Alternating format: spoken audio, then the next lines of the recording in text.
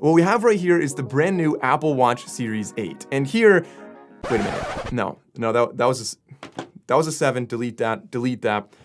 So what we have right here is the Apple Watch Series 8. And all jokes aside, it looks a lot like the Series 7 because there is a lot about this that is super similar to the Series 7. But there is also a lot to really like about this watch, and I would say that, in general, this is going to be the go-to Apple Watch for most Apple users this year because it's going to maintain its status as one of the best smartwatches on the market. So in this video, I'm going to talk a lot about not only what is similar with this device to the Apple Watch Series 7, and there's a lot that we liked about the 7 that we still have here, but also, of course, what's different, what's new about this watch. And like I said, from the surface, you can't always tell what's different because the designs look so incredibly similar. And that's because, in many ways, they are kind of identical. There's a lot that we liked about the Series 7 that we still have here, like the great screen-to-body ratio. And so you're getting a great display here. We're getting two different sizes, 41 and 45 millimeters. So if you have a smaller wrist, you can get the Apple Watch Series 8 and not be pressured into the 49 millimeter Apple Watch Ultra. We also have the always-on display, which is great. It really does a great job when you're not wearing the watch of turning that off, or when you're sleeping of dialing that back. But of course, during the day, showing you a very visible always-on display, so you don't just have a black rectangle on your wrist. On top of that display, it really does a fantastic job, super visible outside in broad daylight.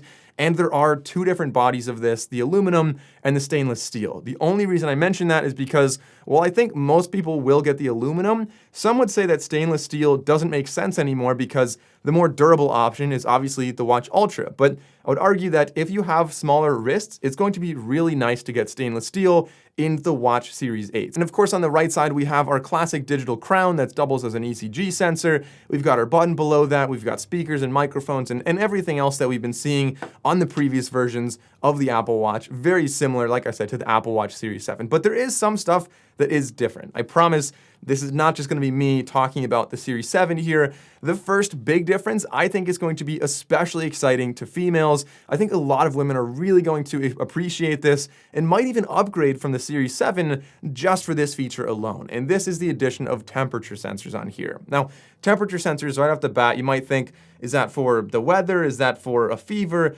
And it's really not using this for either of those right now, although I'm sure this would be a great tool for tracking sleep. The big one really is going to be ovulation and fertility tracking. I know a lot of women right now that currently will measure their temperature every day with a thermometer, which first of all is really not that accurate if you're not perfectly consistent with when you do it.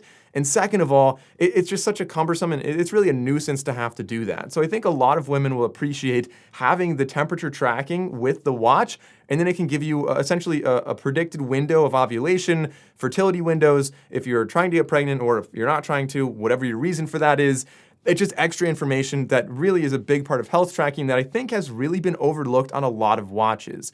In addition to predicting fertility windows, you can also use the interface on the app to track sexual activity, and it can give you notifications about prolonged periods and other notifications related to that. So that's a big thing that I think a lot of females are really going to appreciate, but you still get the whole suite of other sensors that are already really great on here. For sleep tracking, we've got blood oxygen, we've got our heart rate sensor, we've got ECG on here to track more of heart health as well. Just a lot of sensors all the way across the board that we've been seeing on the Series 7 and have really been very accurate. And speaking of accuracy, I specifically tested the Watch 8 for the GPS accuracy and the heart rate accuracy when I went for a 6-mile run, as you can see right here. The GPS does a great job. This just really does a fantastic job. Granted, this was not a specifically difficult run. It was just a pretty straight trail, but still, you can see very, very little wandering off the trail. It doesn't show me going way into the river and back as other watches might, and the overall distance was incredibly accurate within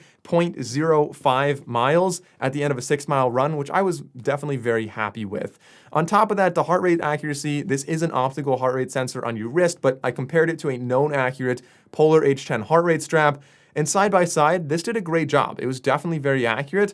And, besides a little lag in the beginning, as we typically see with optical heart rate sensors, for a steady state run, it does a great job. In any kind of intervals, it's likely you're going to see a little bit more deviation, a little bit more smoothing there, but for running intervals, if you're really into that, you really need to get an ECG heart rate strap anyway. And so for watches, I was happy with this. In addition, we're getting other features that we're starting to see on like the Apple Watch Ultra, for example, like Trackback, and a lot of really cool things for going on longer hikes and things like that. But something that I think is a not necessarily exciting upgrade here, but possibly a very important and life-saving upgrade is the crash detection. This is something that I know it's not like an exciting reason to buy the new Watch 8, but I'm so happy that Apple added this in here. Essentially, they added a new accelerometer that goes up to 256 Gs of acceleration. So 256 times gravity's acceleration is a huge number, and that is on the order of what you'd see in something like a car accident, and so that's why they added that in here, so they could detect car accidents or other crashes and help you get assistance as quickly as possible with as little effort from you, so that if you are unconscious or if something happens and you can't reach the watch, that at least you're able to get help in a very, very quick way. Now, they don't just use the accelerometer. I know right off the bat, people hear this and they say, oh, what if you just like bang the desk really hard? Is that going to think it's an accident? From my experience, I've not had any false negatives with that, and obviously I didn't test it, so I don't know if it positively does work, but I can assume it does work, and I can tell you that it doesn't give me false readings as well. But the other things they use, of course, on top of that, when you have your iPhone nearby, you have a suite of sensors between the two of them, and so you can use things like a barometer to detect airbags going off, you can have microphones to detect loud noise, GPS for deceleration, and other things as well that kind of bake together to confirm that this is a very likely episode that would be a car accident, for example. So that's something I'm very happy to see on here.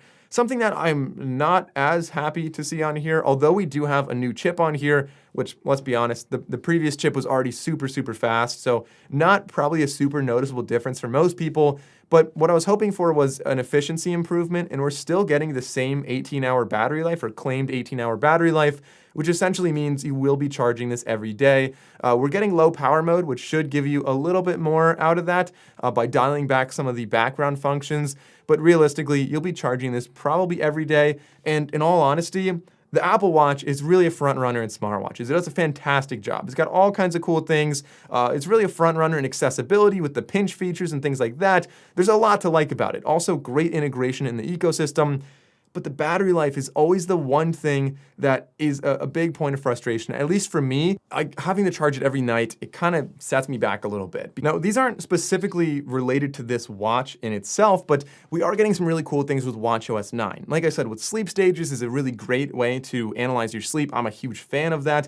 In addition to that, we're getting Trackback in a more improved Compass app. So if you go off the grid, it'll automatically start doing this, or you can just open the Compass app and start tracking your steps. And if you get lost, you can navigate back to where you were on any kind of hiking trail. We've also have medication tracking, so if you want to remember, did I take my medication today? You can check your watch. Just a really nice feature to have on there as well. There always have been third-party apps for that, but it's nice that it's baked in and other things like that. And my only other complaint here is that this is $399 for the GPS variant and $499 for the LTE variant.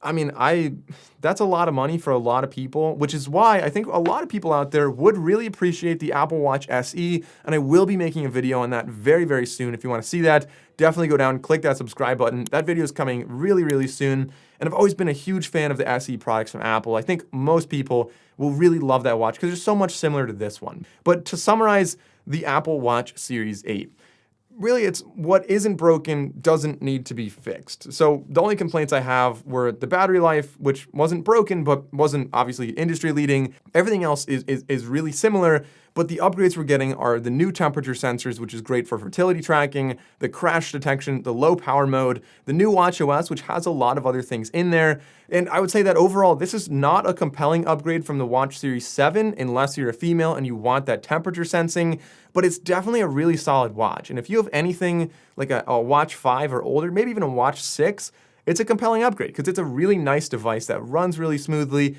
It's very, very accurate and great at what it does. And also that screen to body ratio with the always on display, just such a great combo for one of the best displays on the market. So the Apple Watch Series 8, I love it. I wish there was more to talk about, but honestly, it's a similar watch to a watch that we already really loved, which is a Series 7. If you enjoyed the video, consider liking and subscribing. I'm Mike O'Brien. Thanks for watching. I'll see you next time.